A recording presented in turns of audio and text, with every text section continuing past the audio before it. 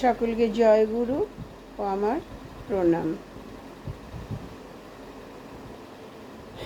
দেখুন, টাকা পয়সা বাড়ি গাড়ি জীবন গেলে রইবে পড়ি, সঙ্গের সাথী তোমার কেউ হবে না। তাই ধর্ম নয়, জাতপাত নয়,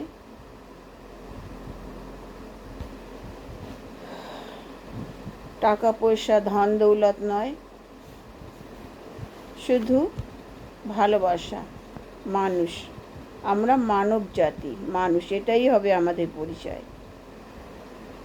আমরা সকলে একসাথে ভারতবাসী, ভারতবর্ষের নাগরিক। এই দেখুন, প্রতিটা মহাপুরুষ কিন্তু একই কারণে এসেছিলেন এই পৃথিবীতে, ধর্ম প্রচার করতে, মানব ধর্ম, প্রেম প্রীতি ভালোবাসা বিলাতে, মানুষের মনে চেতনা জাগ্রত করতে, বিদ্বেষ ঘোচাতে, বর্ণ বৈষম্য ঘোচাতে, দুষ্টের দমন শিষ্টের পালন করতে, রাবণরূপী দানব বধ করতে।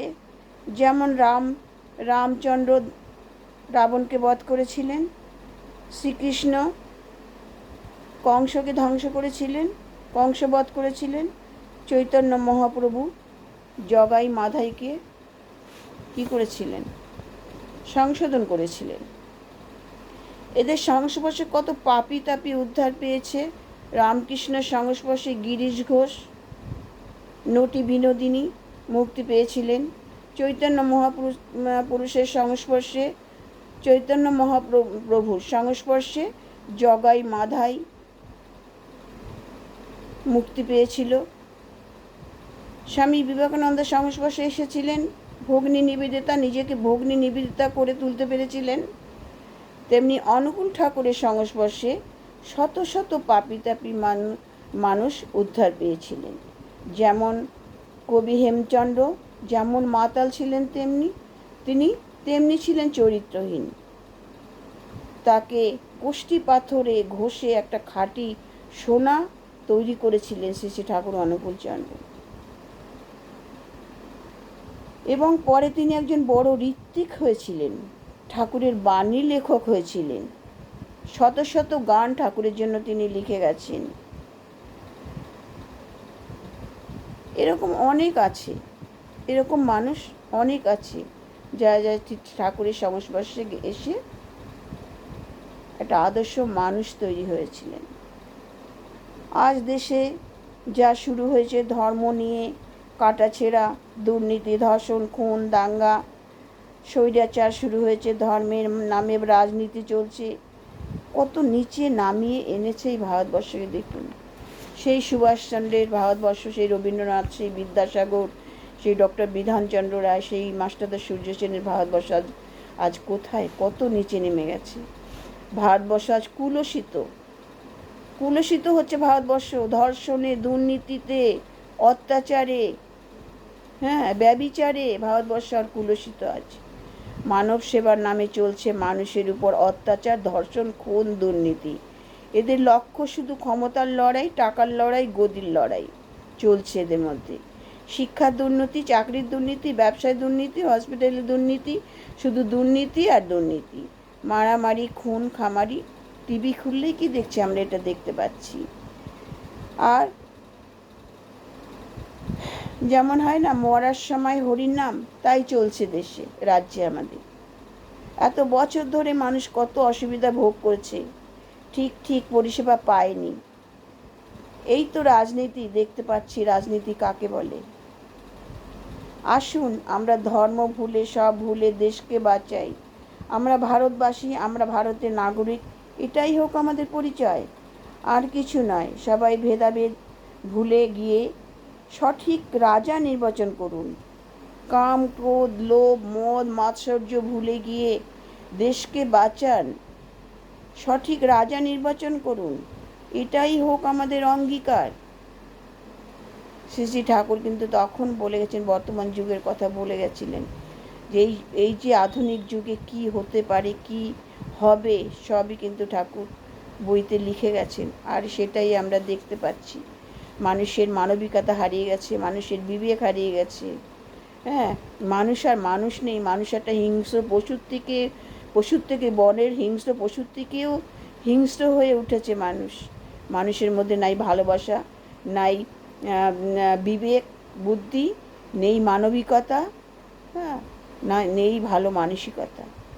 একটা ঠাকুর বলছেন একটা ভালো মানুষ হতে গেলে তার প্রথম দরকার হচ্ছে মানবিকতা, ভালোবাসা, হ্যাঁ, আর কি বিবেকবান। হ্যাঁ, সবসময় ঠাকুর বলছে সবসময় নিজের বিবেককে অবলম্বন করে চলবে। বিবেক যা বলবে তুমি সেটা করবে। ঠাকুর বলেছেন গরিব হও কিন্তু সৎ হও। হ্যাঁ, ছেঁড়া কাপড় পরো, নিরামিষ আহার করো, কিন্তু তোমার মনুষ্যত্ব যেন বড় হয়, তোমার মানবিকতা যেন থাকে, তোমার মধ্যে যেন বিবেক দর্শন করে। এটা ঠাকুর অনুকূলচন্দ্র বলে গেছিলেন। কিন্তু এখন আমরা সেই দেখছি কি এই যেন টাকার খেলা চলছে, রাজনীতির খেলা চলছে। হ্যাঁ, এটা একদম মানে দিকে দিকে খুন আর মারামারি আর স্বৈরাচার, এটাই আমাদের কানে আসছে শুধু।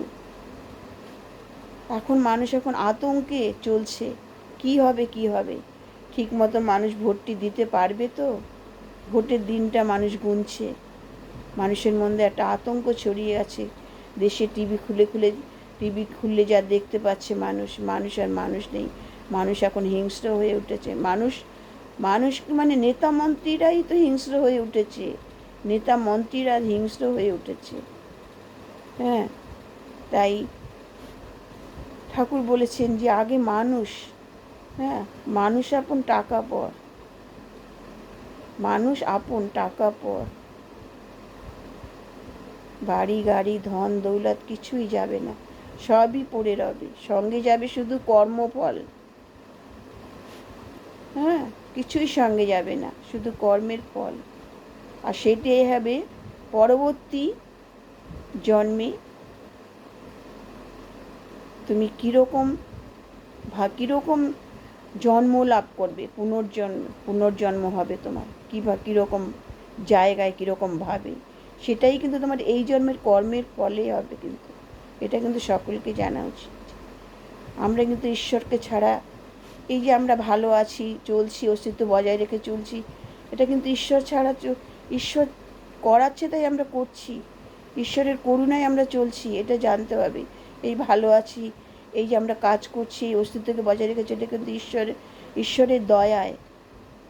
তাই সবসময় ধর্মপথে চলতে হবে, মনে রাখতে ঈশ্বরকে স্মরণ করে চলতে হবে। একজন আছে যে উপরে দেখছেন, এটা সেই কিন্তু সে বিচার করবে, বিচারের নিয়ে সে কিন্তু বসে আছে, বিচার করার পাল্লা নিয়ে, দাড়ি পাল্লা নিয়ে সে বসে আছেন, এটা জানতে হবে। জয় গুরু। আমার আলোচনা ভালো লাগলে লাইক শেয়ার কমেন্ট করবেন। সকল সুস্থ থাকবেন, সকলের মঙ্গল প্রার্থনা।